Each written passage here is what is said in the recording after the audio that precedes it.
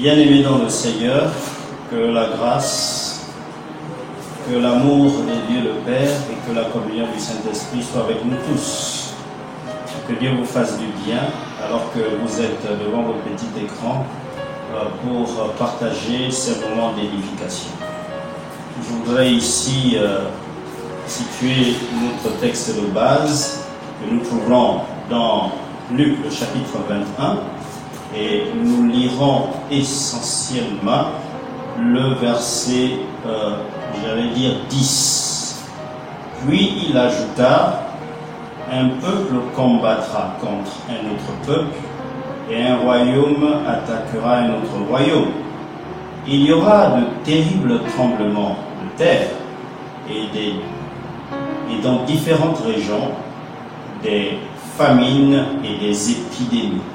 Il y aura aussi des phénomènes effrayants et de grands signes venant du ciel. Je lisais Luc chapitre 1er, nous avons juste lu le verset 11. C'est donc de par ce verset que nous aurons la substance de notre thématique que nous titrerons, on va dire, actualisons nos connaissances eschatologiques. Si nous devons dire ça le plus simplement du monde, faisons un rappel, n'est-ce pas, des informations que Jésus nous a données au sujet de la fin du monde, au sujet des choses concernant la fin des temps, proche donc du retour de Jésus. Et ce texte est l'un des textes eschatologiques que nous trouvons essentiellement dans les évangiles. Et Jésus donc répond à une question justement de ses collaborateurs, donc les apôtres, qui lui demandent quand devait-il revenir, quand sera, n'est-ce pas, la fin du monde. Et Jésus donne ici des signes avant-coureurs. Ces signes ne nous disent pas que Jésus revient aujourd'hui, mais ces signes nous disent que Jésus revient bientôt. Sinon, la fin de toute chose est proche. Et donc, si nous remontons un peu le texte, disons que à partir du verset 6, verset 7, nous trouvons ce même texte dans, j'allais dire Matthieu, le chapitre 24, à partir donc du verset 4, vous verrez que tout commence avec l'élément spirituel. Jésus dit qu'il y aura des faux Christ. Des faux Christ qui vont, je ne sais pas s'il faut dire s'improviser ou alors seront conscients de ce qu'ils feront, mais Jésus dit qu'il y a des hommes qui arriveront, qui sont peut-être des femmes aussi, disant que c'est eux le Christ, c'est moi le Christ. La Bible dit l'objectif derrière ce serait de séduire et de détourner ces derniers, n'est-ce pas, sur la base de ce qu'ils vont proclamer, qu'ils vont annoncer. C'est à nous tous de vérifier, puisque nous suivons l'actualité, s'il n'y en a pas qui s'appellent Christ aujourd'hui, ou alors qui viennent en se disant que c'est eux le Christ. Deuxième signe coureur que nous retrouvons ici, il y aura donc des guerres, il y aura des bruits de guerre, donc des crises sur le plan entre guillemets politique. Ils auront eu du mal à gérer un certain nombre de situations et ils vont s'attaquer. Alors, ça pourrait être à l'interne comme à l'extérieur. Et ça, c'est un autre signe avant-coureur, c'est à nous tous de regarder autour de nous si il y a bel et bien des guerres ou pas. Mais je crois savoir que les guerres, il y en a, et il y en a qui ont plus de 20 ans, des peuples qui sont en train donc de combattre, ou sinon de se combattre. Il y aura par la suite, comme dit Jésus, des phénomènes sur le plan naturel. Et du nombre donc de ces phénomènes, des tremblements de terre, mais je n'insisterai pas là-dessus.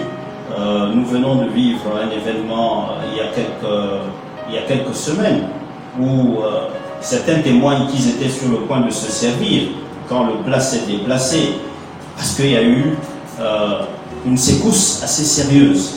Je n'ai pas le souvenir que nous ayons vécu déjà ça au Gabon, mais c'est possible. Mais il y a des pays où les constructions sciées à la nature, effectivement, donc du sol.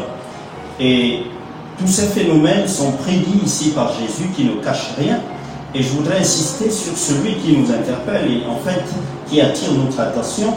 Tout dépend des versions, mais le français courant dit qu'il y aura des épidémies. Il y aura des épidémies, c'est ce que nous avons lu. Parole et vie parle plutôt de peste ou parole vivante. Il y aura de peste. Qu'il s'agisse de la peste, qu'il s'agisse donc de l'épidémie, allons un peu dans les définitions de ces expressions. Peste, pestis, fléau, maladie contagieuse. En grec, nous avons toujours la même signification fléau, mais ici c'est loïmos. Alors, si nous poursuivons pour ce qui est donc de l'épidémie ou une épidémie, il est question donc du développement et de la propagation rapide d'une maladie contagieuse.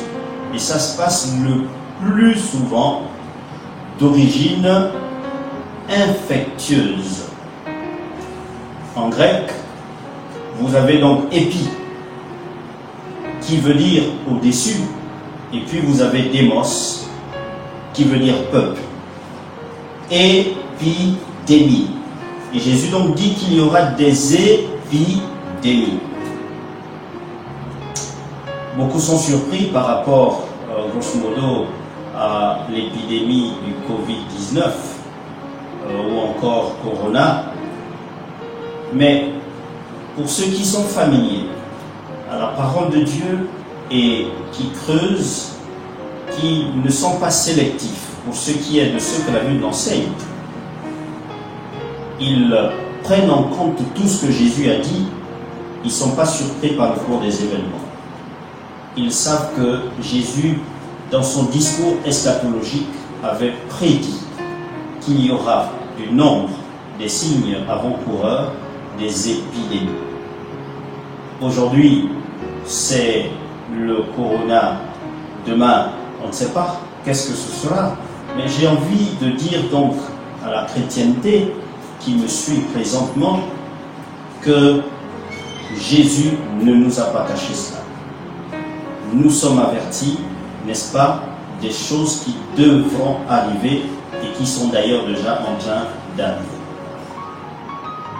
Nous voulons simplement ici donner deux attitudes importantes à avoir alors que ces choses se déroulent, ces choses sont en train de se produire devant nos yeux. Parce que c'est vraiment à la limite le bord de la catastrophe avec la vitesse, si on l'observe, avec laquelle cette épidémie est en train de faire des ravages, j'allais dire, de par le nord, le sud, l'est, l'ouest, l'Europe, l'Afrique, etc., l'Asie où ça a commencé, c'est vraiment terrible.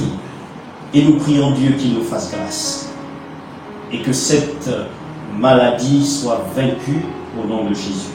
Ce que je voudrais partager à l'endroit de nous tous qui avons la foi et qui faisons confiance, n'est-ce pas, à ce que la parole de Dieu enseigne dans ses rappels eschatologiques, c'est deux choses. Jésus a dit de ne pas se laisser effrayer. Jésus a dit, gardez votre calme. Quand vous verrez ces choses arriver, restez tranquille. Soyez sous contrôle de la situation. Parce qu'en réalité, quand on n'est pas ignorant, on devait pouvoir être préparé. J'ai simplement envie donc de dire à la chrétienté et au reste, n'est-ce pas, de la société, vous qui me suivez, que nous n'avons pas paniqué. Nous n'avons pas paniqué. Jésus a dit, gardez votre calme. Que vos cœurs ne se troublent point. Parce que Jésus est au contrôle de la situation. Parce que derrière cette situation, il n'y a aucune intention de la part du Seigneur de nous faire du tort en nous révélant l'arrivée de ces choses. Tout au contraire, nous devons nous remettre en cause. Et si il y avait quelque chose qui ne marchait pas, n'est-ce pas, dans la relation que nous devons avoir avec le Seigneur, Et si de quelque manière que ce soit, quelqu'un serait allé toucher à l'interdit, quelqu'un serait allé, j'allais dire, farfouiller ce qu'il ne fallait pas farfouiller. Bref, ne paniquez pas, ne paniquons pas. Tournons nos regards vers le Seigneur, faisons-lui confiance et, j'allais dire, mettons du zèle dans la traduction de notre foi via la prière. Exerçons la foi parce que dans des épreuves comme celle-là, ce qui triomphe, n'est-ce pas, de cela, c'est la foi via une intense vie de prière. La deuxième attitude que Jésus donc révèle, nous sommes là donc dans Matthieu 24, c'est qu'il dit « Ceux qui persévéreront jusqu'à la fin seront sauvés ». Ceux qui persévéreront jusqu'à la fin seront sauvés. Tout au long de la lecture, que ce soit dans Matthieu 24, que ce soit dans Luc 21, une chose revient, c'est que la présence effectivement de ces faux prophètes, de ces faux Christ, de tous ces événements qui auraient un caractère, j'allais dire catastrophique, c'est de détourner les gens du Seigneur, c'est de détourner la foi des gens, c'est de séduire, c'est de faire en sorte que les gens passent à côté en fait de l'essentiel, qu'ils se détournent de l'objectif pour lequel, j'ai presque envie de dire nous tous, pour lequel Dieu nous a créés. C'est d'avoir une communion avec lui, c'est lui faire confiance, c'est de regarder à lui, c'est de dépendre de lui. Et un certain nombre de ces choses, quand elles arriveront, je peux me répéter, les faux prophètes, ils viendront pour séduire. Les faux Christ, ils viendront pour séduire, détourner les gens du Christ. Mais Jésus a dit, celui qui persévérera jusqu'à la fin. J'ai envie de dire donc à chacun de nous de garder la foi et de persévérer dans ces temps difficiles. Et j'ai la faiblesse de croire que la vraie foi se vit pendant les temps difficiles. L'expérience, j'ai envie de dire, de ce qu'on appelle la maturité, on ne l'acquiert que quand on a été capable, n'est-ce pas, de persévérer dans les moments troubles. Voilà, bien-aimés en Christ, ce que j'avais comme exhortation, encouragement pour nous tous. La thématique, c'était un rappel autour, n'est-ce pas, de toutes les informations ou de certaines informations eschatologiques que nous avons. Et du nombre donc de ces informations, nous avons exploité le chapitre 21 de Luc et nous avons essentiellement pris le verset 11 dans lequel Jésus nous révèle qu'il y aura des épidémies, tout dépend des versions ou alors des pestes. Et pour transposer ça à notre situation actuelle, j'ai envie de dire à un chrétien de ne pas être surpris, de ne pas se sentir dans une situation où cela ressemblerait à une catastrophe, parce que Jésus nous a déjà avertis. Et deux attitudes à cultiver tout au long donc de ces moments difficiles. La première attitude, c'est de ne pas paniquer, c'est de garder son calme, c'est de se tourner vers le Seigneur via la prière, via la méditation, via la louange. Deuxième attitude, c'est de persévérer en regardant l'objectif. Et l'objectif, c'est la foi, c'est la confiance en Dieu. Pour ne pas me détourner de ce que je suis en train de lire et résumer ça avec l'expression de Jésus, c'est la vie éternelle. Celui qui croira, celui qui va garder la foi, il aura la vie éternelle. Que Dieu nous bénisse. Je vous remercie.